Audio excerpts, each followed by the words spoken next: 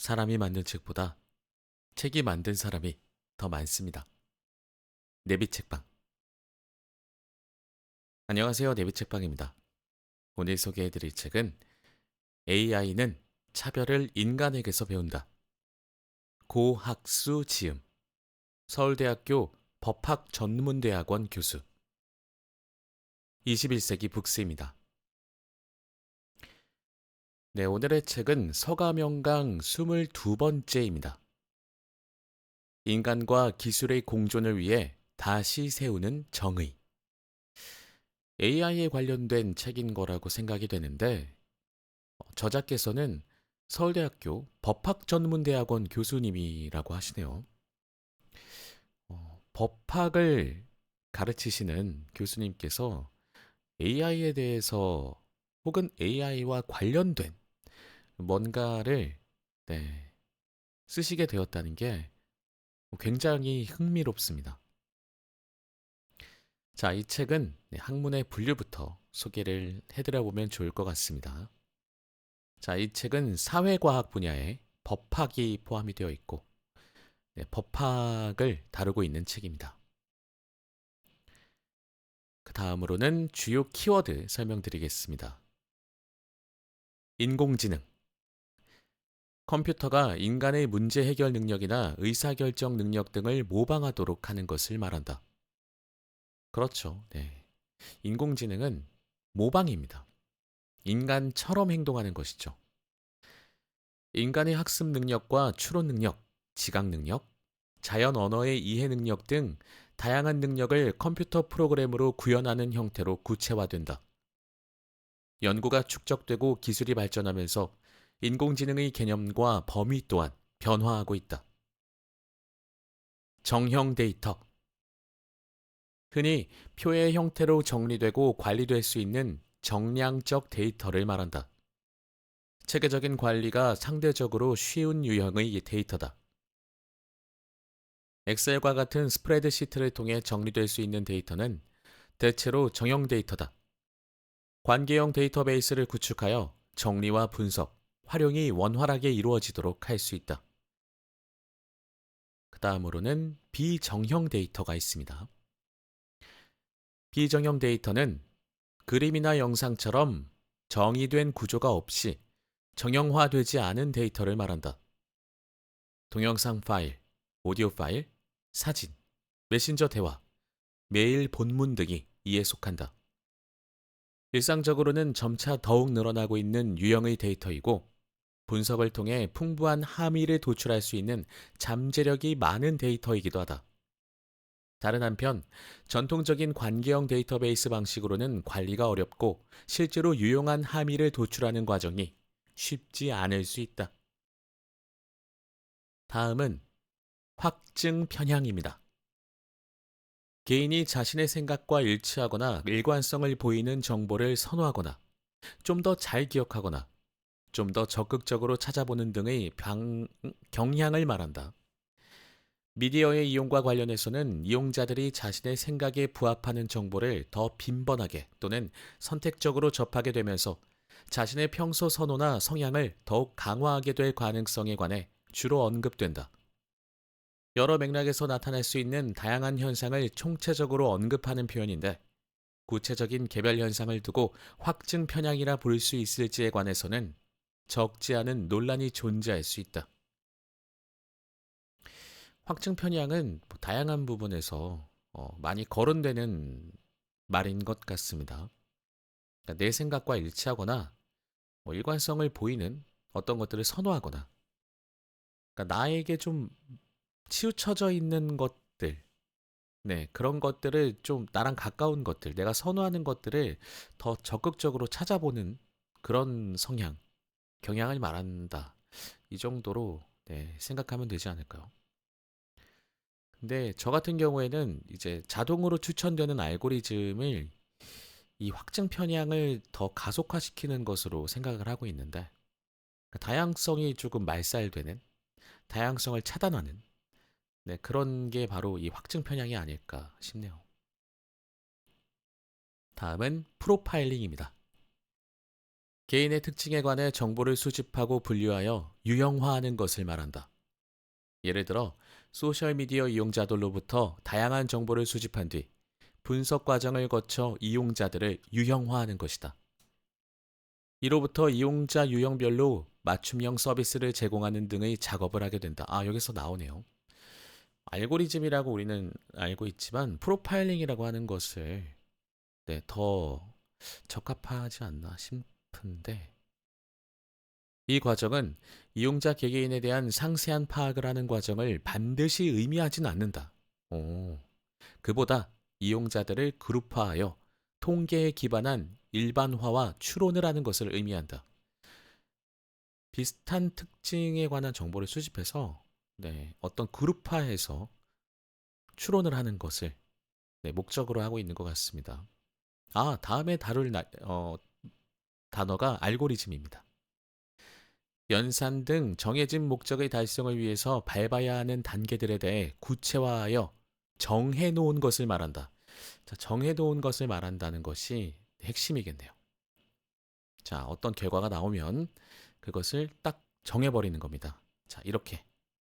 알고리즘은 인공지능과 무관하게 오랫동안 존재해온 개념인데, 인공지능의 발전과 함께 알고리즘의 중요성이 더욱 강조되고 있다. 인공지능은 알고리즘을 활용하여 이미지 인식이나 자연어 처리를 비롯하여 매우 다양한 유형의 분류와 판단을 하게 되기 때문이다. 인공지능 차별. 인공지능을 활용한 의사결정은 공정해야 한다는 것이 인공지능 윤리의 중요한 원칙의 하나로 흔히 언급된다. 공정한 인공지능의 구현을 위해서는 인공지능이 차별적 의사결정을 하지 않는 것이 중요하다. 자, 이 부분은 차별적 의사결정. 예전에 이런 가설이 하나 있었습니다. 만약에 자동차가 인공지능을 통해서 자율주행을 하기 시작했을 때 주행 중에 사고가 발생할 수 있는 상황이 맞닥뜨려진 거죠. 자, 그럴 때 왼쪽으로 가도 사고가 나고 오른쪽으로 가도 사고가 나는데, 자, 왼쪽에는 예를 들어 가설입니다. 왼쪽에는 왼쪽에 사고가 날 상황은 차에 가족이 타고 있어요. 아빠, 엄마, 자녀들 이렇게 타고 있고, 오른쪽에는 혼자서 타고 가는 차가 있어요. 자, 그러면 인공지능은 여기에서 어떤 판단을 하게 될까요? 반드시 둘 중 하나는 부딪혀서 사고가 날 수밖에 없는데. 자, 그렇게 됐을 때 인공지능이 어떻게 의사결정을 할 것인가? 이런 것들에 관해서 어떤 토론 같은 게, 혹은 여러 의견들이 오고 가는 것들을 좀 본 적이 있습니다. 그래서 인공지능이 어떤 이유와 목적을 가지고 사용되기 시작하면 정말 강력하게 그 이유와 목적을 보호하고 지키는, 그리고 그것을 더 발전시키는 어떤 이익에 결탁되어서 이용당하는 그런 것들이 생길 수 있다.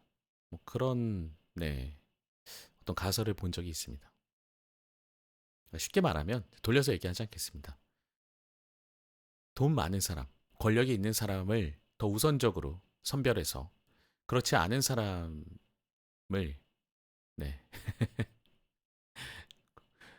그렇지 않은 사람을 보호하지 않고 그렇게 되면 어떡할 거냐. 이런 얘기를 들은 적이 좀 있네요. 개념적으로 차별은 직접 차별과 간접 차별로 구분할 수 있는데, 이를 인공지능 맥락에서는 어떻게 재해석할 것인지에 관해 논의가 이루어지고 있다.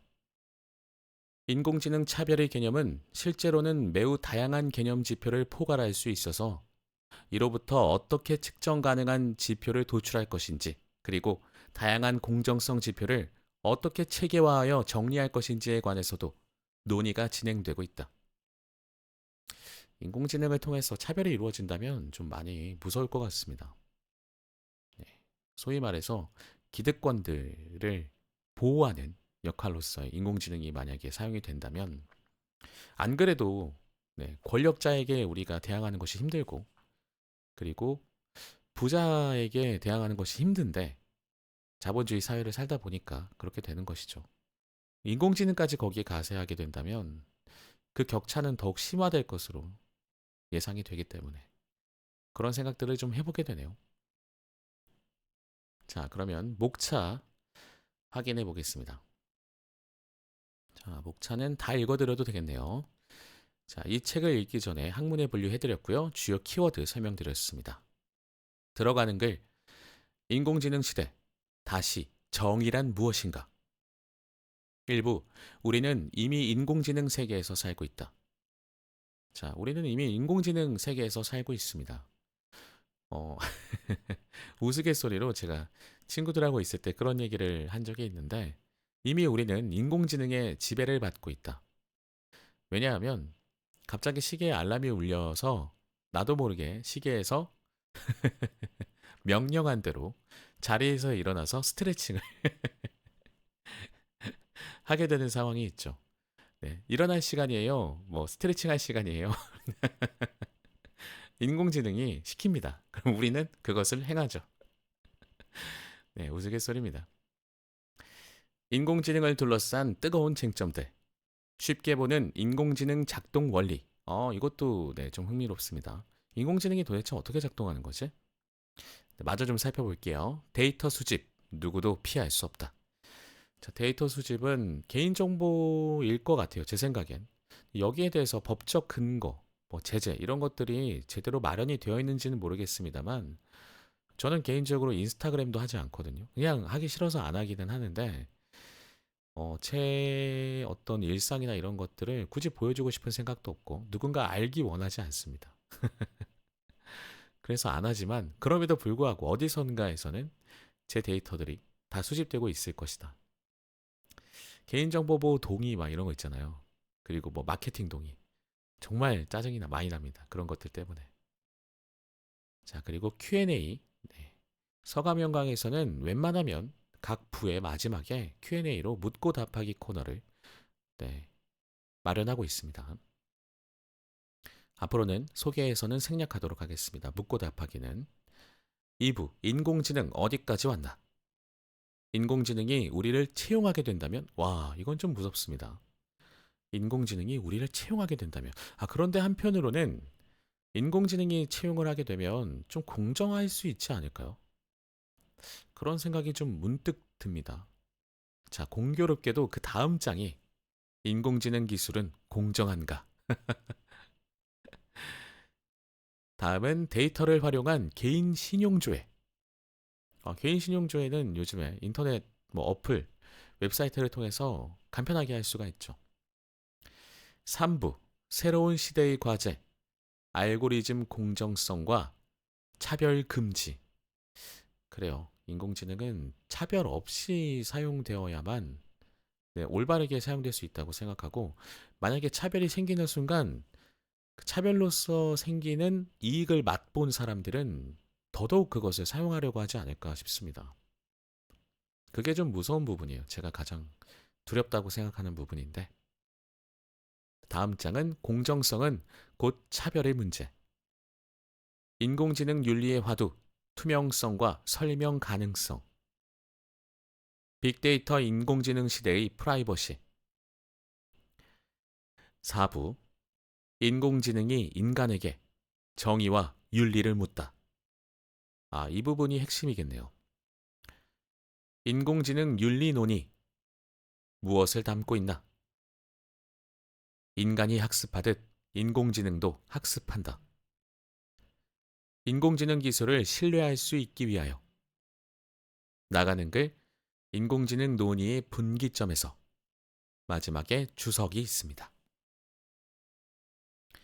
자, 주석은 네, 이 내용에서 네, 인용된 어떤 내용들을 주석으로 이렇게 소개하고 있습니다.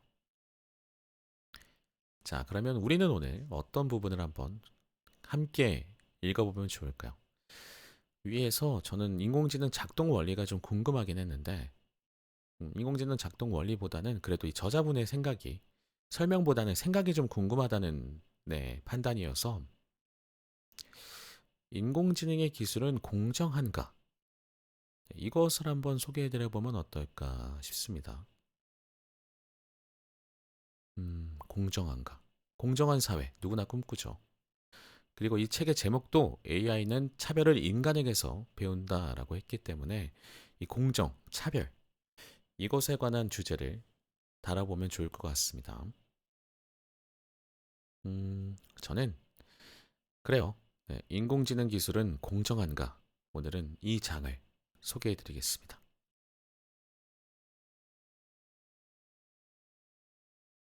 들어가는 글.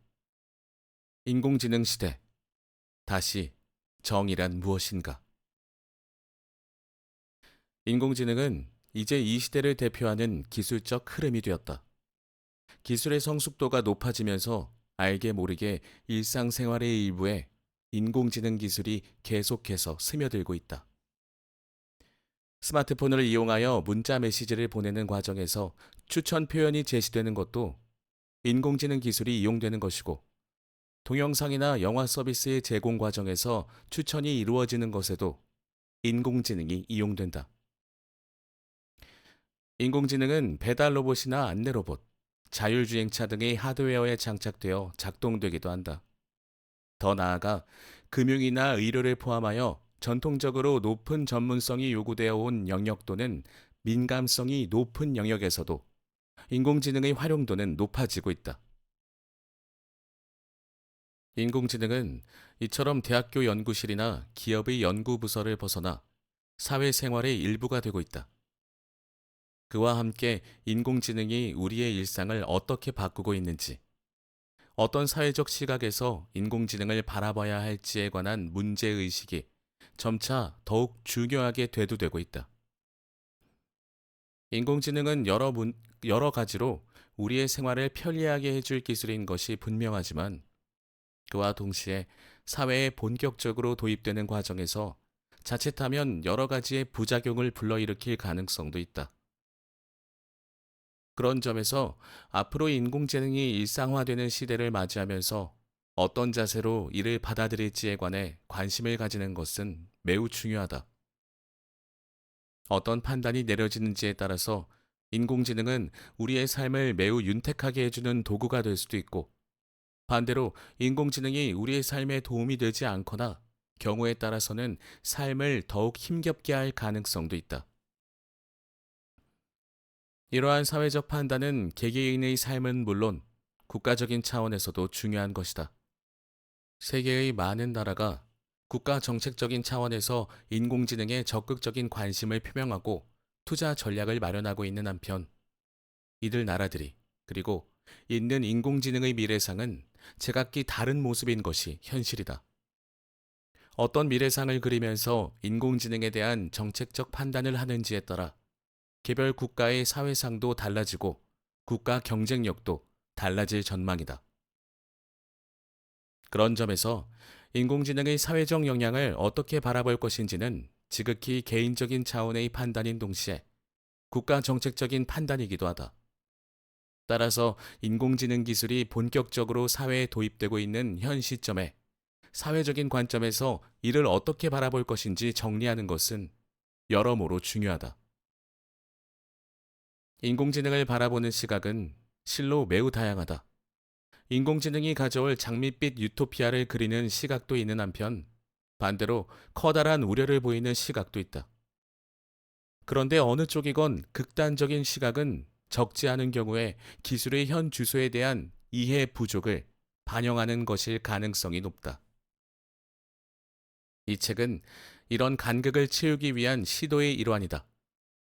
개인의 판단이건 국가 정책적인 판단이건 출발점은 인공지능 기술이 작동하는 메커니즘에 대한 이해, 그리고 그러한 메커니즘이 일상과 사회에 어떤 형태로 영향을 미치게 되는지에 관해 객관적인 시각에서 바라보는 것이다. 특히 최근에는 인공지능과 관련된 혐오 발언 문제, 공정성 문제, 투명성 문제 등 넓게 인공지능 윤리와 관련된 이슈들이 빠르게 부각되기 시작했다.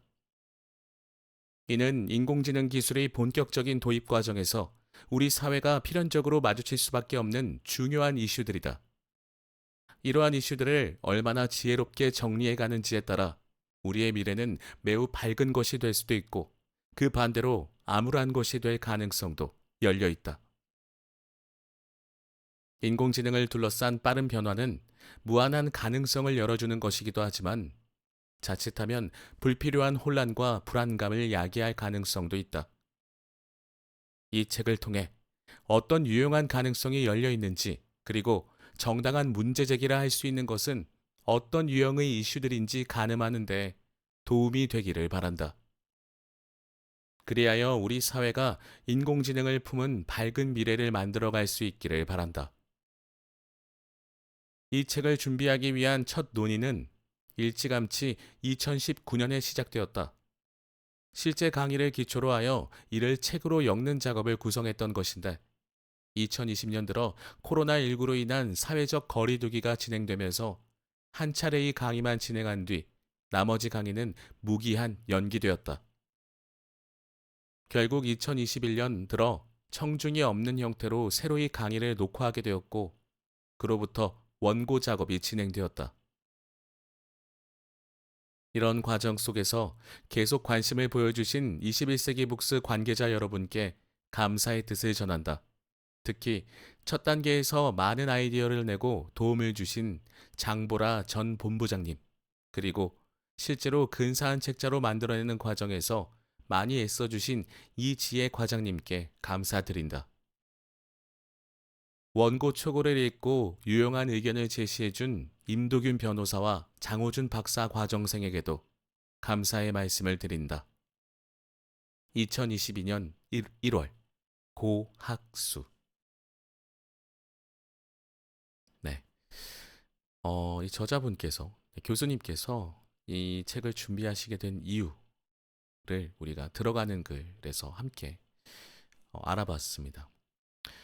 AI를 기술적으로 분석하는 것도 물론 중요하겠지만, 역시 법 안에서도 AI가 어떤 작용을 하게 될 것인지, 그 작용이 사회에 어떤 영향을 미치게 될 것인지에 관해서 고민해 보는 것이 당연하겠네요. 역시 세상의 모든 것들은 따로 독립되어서 움직일 수 있는 게 하나도 없는 것 같습니다.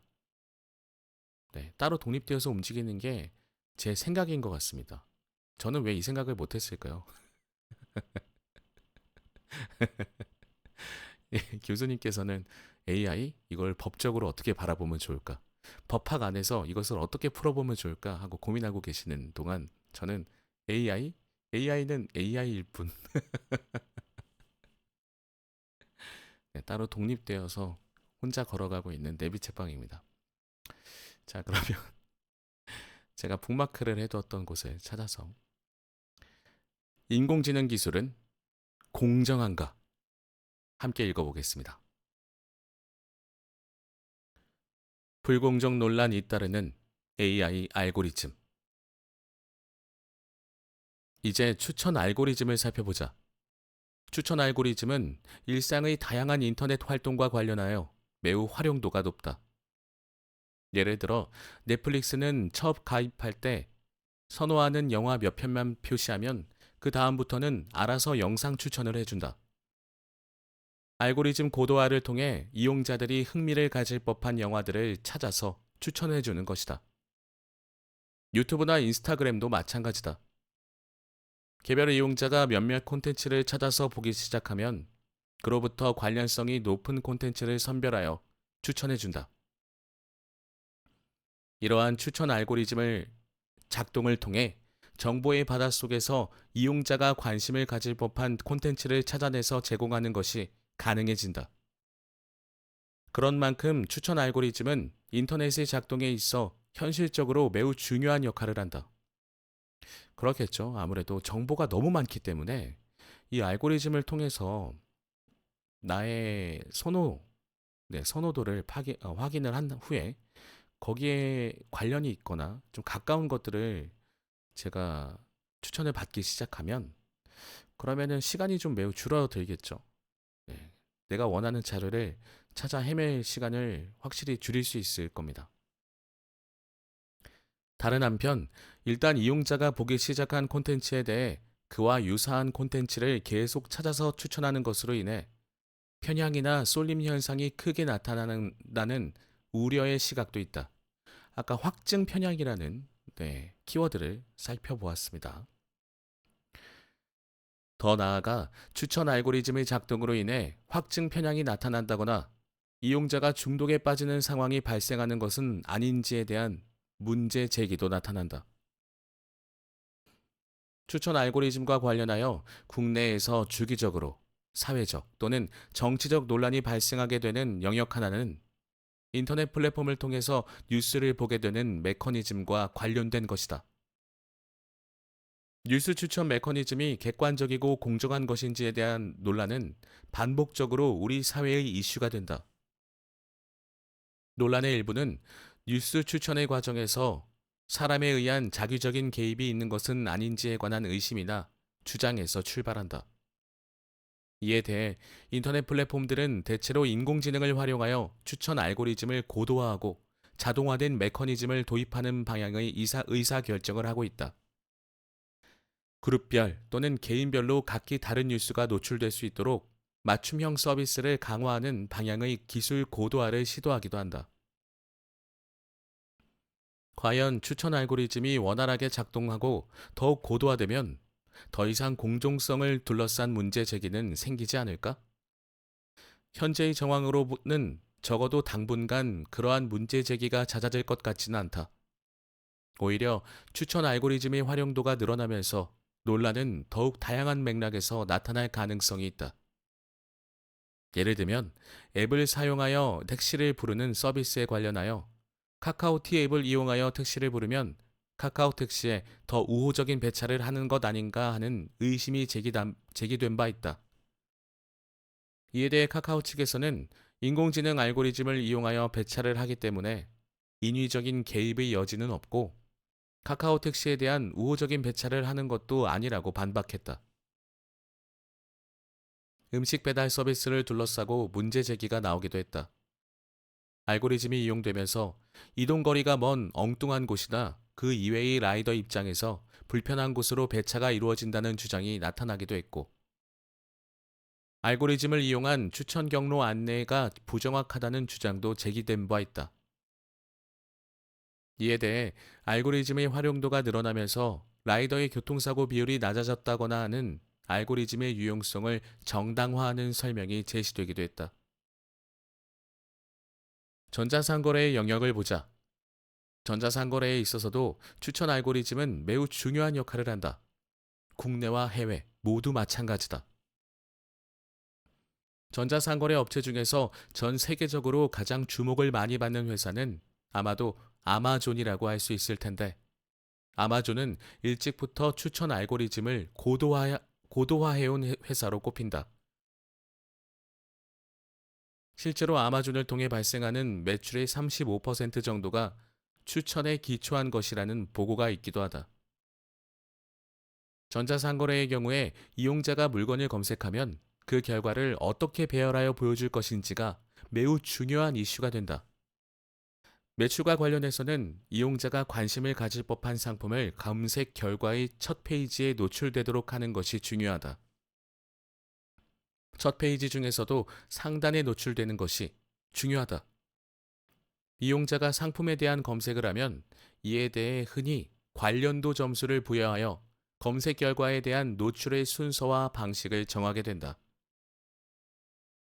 여기서 관련도 점수가 구체적으로 어떤 기준과 원리에 따라 정해지는가에 대해서는 끊임없이 회사 스스로 또한 회사의 외부자 시각에서 관심을 가지게 된다. 매출과 직결되는 요소이기 때문이다. 불이익을 호소하는 사례들이 주기적으로 나타나는 한편 아마존 등 전자상거래 플랫폼 업체 입장에서는 여러 가지 이유로 알고리즘에 대한 투명성 제고에 대해 한계가 있음을 호소한다. 이처럼 다양한 맥락에서 알고리즘의 활용도가 늘어나는 상황에서 그것이 일부 시장 참가자에게는 부당한 불이익을 주고 이용자들에게 편향을 야기하는 것은 아닌지에 관한 불안과 의혹의 시선이 계속 나타나고 있다. 한편 그에 대해 알고리즘을 활용하는 기업들은 알고리즘의 유용성에 대해 호소하면서 공방이 주기적으로 반복되고 있는 상황이다. 알고리즘을 이용한 추천 메커니즘. 그렇다면 추천 알고리즘은 어떻게 작동하는 것일까? 넓게는 콘텐츠 기반 필터링이라는 방식과 협업 필터링이라는 방식이 있다. 그 조합이나 변형도 가능하다. 먼저 콘텐츠 기반 필터링 방식을 보자. 이 방식은 추천 알고리즘 중에서 좀 더 고전적인 방식으로 사용자의 특징이나 선호에 관한 프로필을 만든 뒤에 이를 주어진 데이터베이스에 담긴 콘텐츠의 속성과 매치해서 추천하는 방식이다. 자, 다시 한번 제가 살펴보겠습니다. 저는 이해가 바로 안 돼서 내용을 이해하면서 읽기에는 속도가 그렇게 제가 빠르게 돌아가질 않네요. 머리 속도가요. 자, 콘텐츠 기반 필터링. 저의 선택, 선호에 관한 프로필을 만들어 두면 데이터베이스에 담긴 콘텐츠의 속성하고 이렇게 매치를 시켜봐서 이렇게 같이 맞는지 안 맞는지 확인해서 추천하는 방식.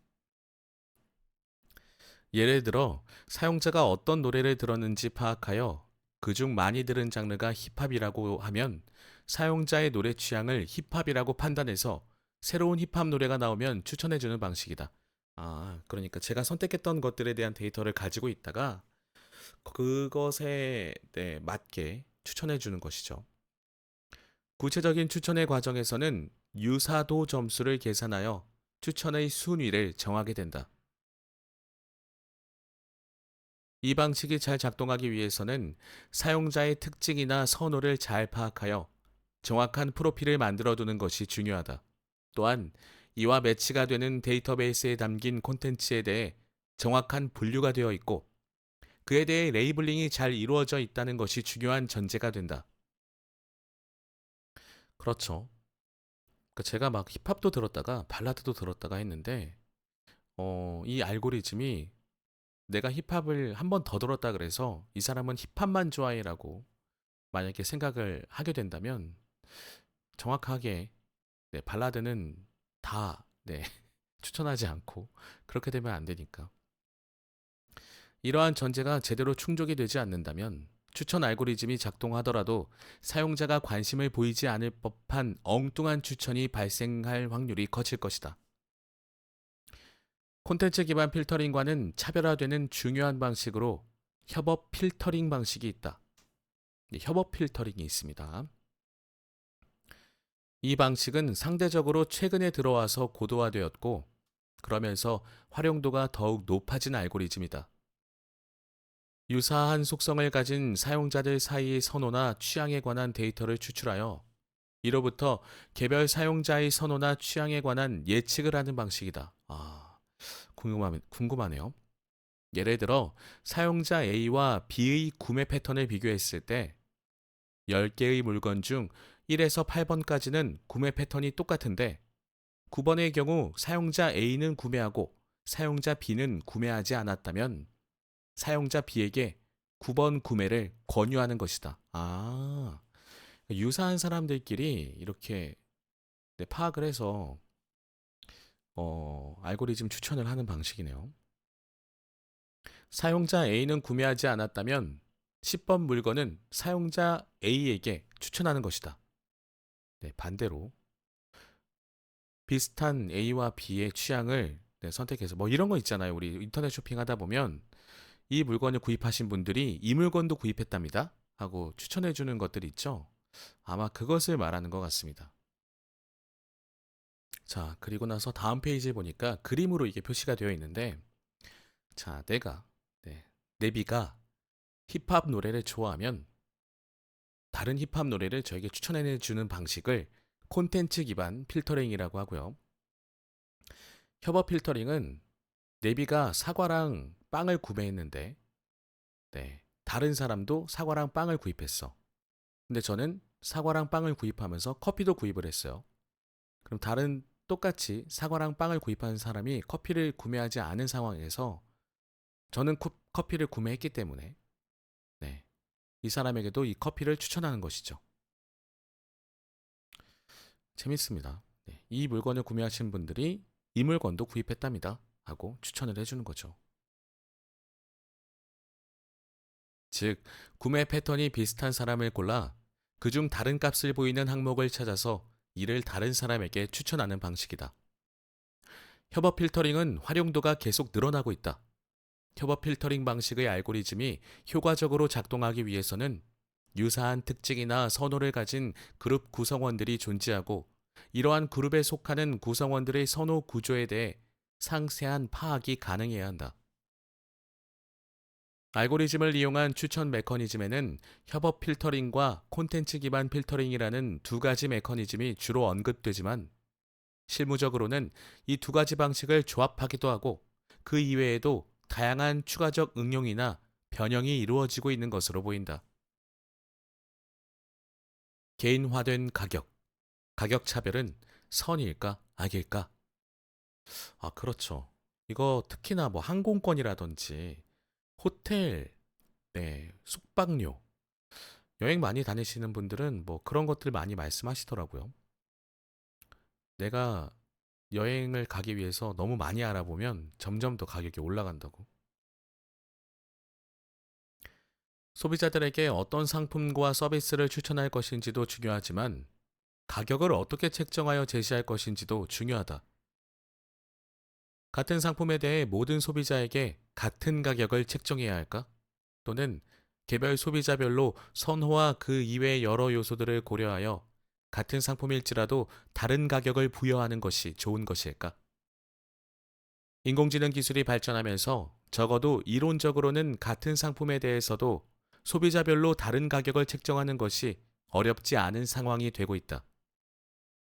이를 개인화된 가격이라고 표현하기도 한다. 아, 벌써 하고 있나 봐요. 또한 시간이나 위치 등의 요소에 따라 가격에 변화를 주는 방식도 있다. 이를 다이내믹 프라이싱이라고 한다. 예를 들어 대규모 운동 경기가 끝난 직후 경기장 근처에 대중교통 수요가 크게 늘어나는 것을 반영하여 택시 요금이 높아질 수도 있다면, 이를 다이내믹 프라이싱의 한 형태로 이해할 수 있다. 개인이나 그룹별로 가격을 달리 정하는 것을 경제학에서는 가격 차별이라고 부른다. 차별이라는 단어는 일상 용어로는 부정적인 뉘앙스가 담긴 것이지만, 경제학 용어로서의 차별, 특히 가격 차별은 그 자체로 긍정적이거나 부정적인 가치 평가를 전제하지 않는 표현이다. 과거에는 같은 물건에 대해서는 일괄적으로 하나의 가격을 책정하는 경우를 어렵지 않게 볼 수 있었다. 한편 기술이 발전하면서 가격 차별화를 위한 시도가 이루어지기도 했다. 벌써 꽤 오래전 일이지만, CD가 있던 시절에 아마존에서 CD 가격에 대해 이용자 그룹별로 가격을 달리 책정하려고 한 것 같다는 의혹이 제기된 적이 있다. 그러한 가격 차별의 가능성에 대해 소비자들의 반발이 계속되자 아마존이 소비자들에게 사과하고 더 이상 차등화된 가격을 부과하지 않겠다고 발표한 바 있다. 한편 인공지능 빅데이터 시대가 되면서 가격 차별화가 더 많이 이루어질 수 있는 기술적 환경이 마련되고 있다. 적어도 이론적으로는 같은 물건에 대해 개별 소비자들에게 각기 다른 가격을 책정하는 것이 가능한 것이다. 예를 들어 모바일 앱을 통해서 같은 공간에 있는 소비자들에게도 각각의 소비자들의 특징과 선호를 고려하여 각기 다른 가격을 보여주는 것이 기술적으로 어렵지 않다. 다만 그에 대해 소비자가 부정적인 반응을 보일 가능성 등 다른 여러 요소들을 고려하면 가격 차별화의 본격적인 도입에 대해 판매자 입장에서 조심스러운 태도를 보이는 것이 일반적인 듯하다. 경제학에서는 개인화된 가격을 완전 가격 차별 또는 1등급 가격 차별이라고 부른다. 이러한 가격 차별은 과거에는 교과서에만 존재하는 것으로 인식되었었는데, 이제는 개인 맞춤형 가격을 책정하는 것이 충분히 가능해졌다. 개인화된 가격이 가능하다고 할 때 이를 어떻게 바라볼 것인가? 사회적인 관점에서는 가격 차별을 긍정적으로 볼 수 있는 면도 있고 그렇지 않은 면도 있다. 예를 들어 생각해보자. 교과서로도 쓰일 수 있는 특정 법률 영역의 전문서가 3만 원 균일가로 판매되고 있다고 하자.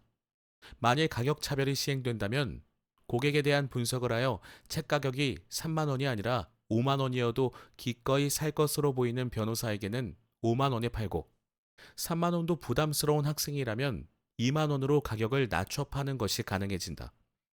바로 이거죠. 네. 이렇게 하면 좋겠는데 과연 얼마나 효율적일까요? 효과적이고 효율적일까요? 그리고 제대로 적용이 될까요? 이런 방식의 가격 차별을 통해 기존에는 책을 구매하는 것이 매우 부담스러웠던 학생 입장에서는 고마운 상황이 생겨나지만 반대로 변호사 입장에서는 부당하게 느껴질 수 있다. 이처럼 가격 차별이 없었더라면 구매를 하지 못했을 법한 고객에게 구매를 가능하게 해준다는 점에서 긍정적인 효과가 있다. 기술이 더 개발된다면 더욱 세밀한 분석을 통해 더 세밀하게 가격 차별을 할 수도 있다. 예를 들어 책값 2만 원도 부담스러운 학생에게는 1만 5천 원에 파는 등 한 사람 한 사람에 대해서 각기 차별화된 가격을 부과할 수 있다. 그런데 이렇게 되면 훨씬 더 많은 사람이 책을 살 수 있게 되는 효과는 있겠지만 그로부터 발생하는 부가가치 내지 잉여를 판매자가 차지하게 되는 문제가 생길 수 있다. 가격 차별이란 이렇게 긍정적인 측면과 부정적인 측면이 섞여서 나타나게 되고 시장 안에서의 개별 구성원에 따라서 유리할 수도 있고 불리할 수도 있다. 위치 기반 가격 차별의 편의성과 불이익. 인터넷 이용자를 파악함에 있어 중요한 요소 중 하나는 위치에 관한 것이다. 저는 이거 좀, 네. 제 개인적으로는 이 위치 기반 서비스는 평소에 잘 켜두지 않습니다. 그러니까 꼭 필요한 서비스, 예를 들어서 지도 어플 같은 경우에는 위치 기반이 되도록 해놓지만 그 외에도 요즘에는 뭐 여러 어플들에서 전부 다 위치 기반을 요구하거든요. 저는 그런 거는 다 거절합니다. 네, 거부 상태로 해둬요. 이걸 알아서 뭐 하지 얘네들이? 막 이런 생각이 들 정도로 전혀 관련이 없는 것 같은데 자꾸 위치 기반 네, 위치 서비스를 어, 하려고 하는 그런 어플들은 저는 전부 거부합니다. 그러니까 최소한의 정보로 뭐 제 생활을 윤택하게 하는 것은 상관없지만 불필요하게 제 정보를 다 넘겨주는 게 너무 싫더라고요. 전 SNS도 하지 않고 네, 그렇습니다. 지금 이 내비책방 유튜브와 내비책방 인스타그램은 정말 이것만을 위해서 만든 것인데 그마저도 네, 특히나 SNS는 제가 원래 안 하다 보니까 관리가 엉망입니다. 네, 계속 읽겠습니다. 전자상거래 맥락에서도 잠재적 고객의 위치를 고려할 수 있고 이에 기초한 가격 차별이 발생할 수 있다. 일찍이 2012년에 월스트리트 저널에서 이에 관해 파악하는 조사를 하여 보도한 바 있다. 오프라인 체인을 유지하는 동시에 온라인 판매도 하는 특정 사무용품 판매 체인점의 미국 내 가격 정책에 대해 조사한 것이다. 조사 결과 인터넷 IP 주소를 기준으로 파악되는 위치에 따라서 사무용품의 가격이 달리 나타난다는 결론이 도출되었다. 와, 재밌네요. 좀 부유한 지역의 사무실 주소 인터넷 IP 가 나오면 좀 비싸게 팔고 뭐 그렇지 않았을까요? 즉 고객의 IP 주소를 기준으로 파악된 위치 그리고 같은 체인의 오프라인 점포가 해당 고객의 근처에 있는지 있다면 거리가 얼마나 되는지에 따라 가격이 달리 책정되는 알고리즘이 작동되는 것으로 추정된 것이다. 쉽게 말해 고객이 온라인 검색을 했는데 근처에 오프라인 점포가 있다면 온라인 사이트에서 판매하는 가격이 상대적으로 싸고 반면에 오프라인 점포에서 먼 곳에서 검색을 하면 온라인 사이트의 가격이 비싸다는 것이 밝혀진 것이다. 아, 이건 금방 들통날 일일 텐데 왜 이렇게 했을까요? 이는 어찌 보면 회사 입장에서는 합리적인 가격 정책이다. 그렇기도 하네요.